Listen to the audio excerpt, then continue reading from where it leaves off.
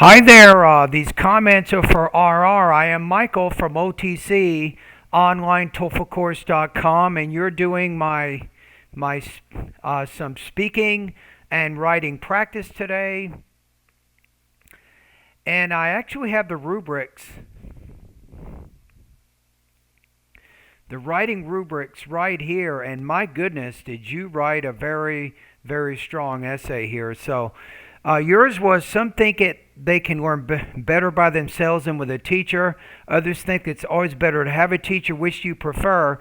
And I scored you at 4.25 out of 5. And look at the sample. The sample's actually 600 words if you want to look at it. But I think that yours compares very well to the sample. You have very well developed body paragraphs, 2, 3, and 4. You have a very specific thesis right in the beginning of the essay, and then you restate the thesis in each topic paragraph. I like your use of transition words to help show your connection of ideas, and especially the examples that you give in each particular paragraph is very effective in helping to illustrate the argument you're trying to make. And when I'm looking at the rubrics, it matches up there. It's pretty much close to the 5 areas. So I'm going to say you're probably right between 4.5 and 5. I'm going to say you're probably right around 27 to 28 points out of 30. You had maybe some minor systematic errors. You might be leaving off the S with a plural noun or a third person present singular verb. A few minor systematic errors like that, but overall, very strong response on the writing task. Let's listen to the practice test you sent me now. So you're doing, it looks like, integrated task number 2, reading, listening, speaking, campus related. You've been working on this particular task for a while now.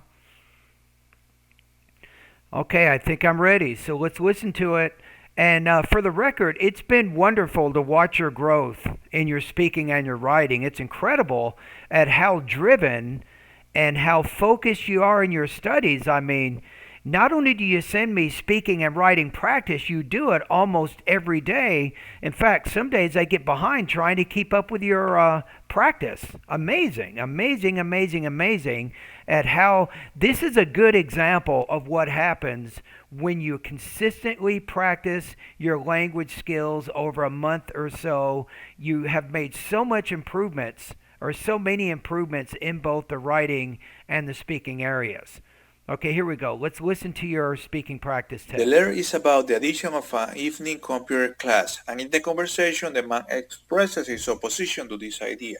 First of all, according to the writer of the letter, the university is going to add a new computer class at evening.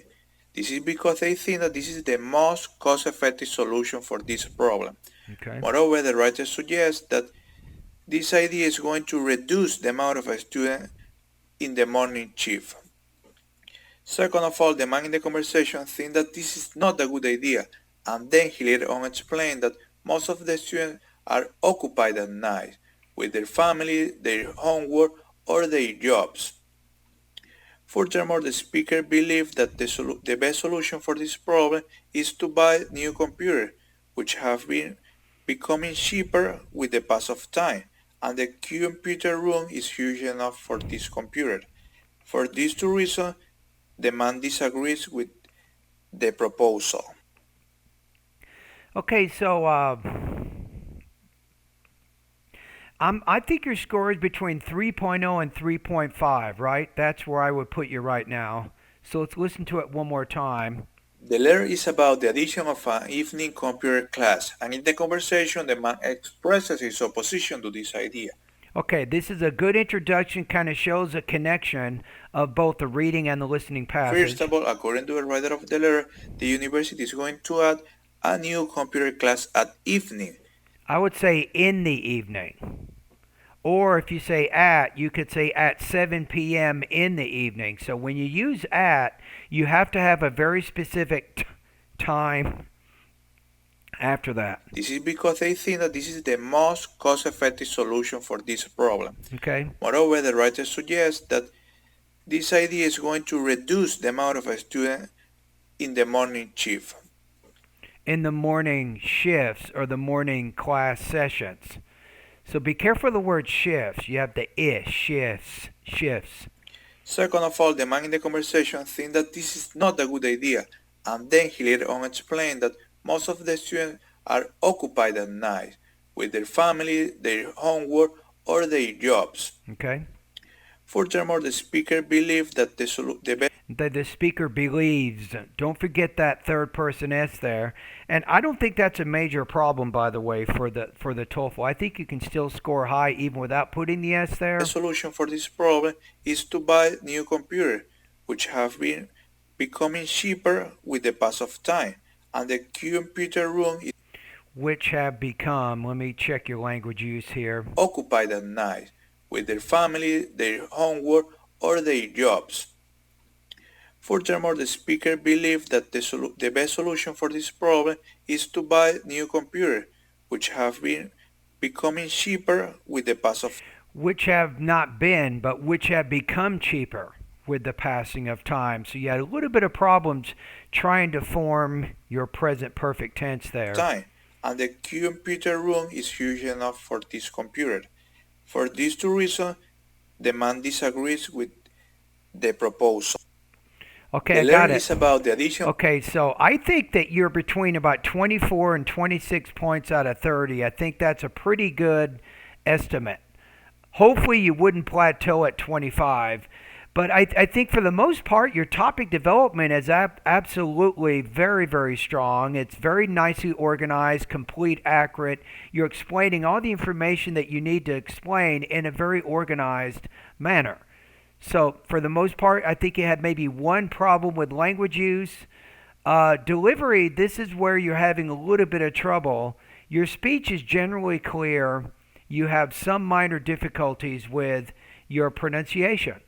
So that's why I'm going to put you at about 24 to 26 points out of 30. If you look at the difference in general description, you have here, number 4, it says, it is highly intelligible. Highly, right? That. Now for the 3, it says generally intelligible and coherent. So that kind of describes where you are right now. So I think if you you're doing a little bit better. You're speaking faster, a lot faster than you were before, which is good. I think you can make some improvements with your intonation. That's going to help you with your delivery. You can learn more about that by going to pronunciation lessons 36 through 40 in my online TOEFL course. All right, and thank you for doing the speaking and writing practice.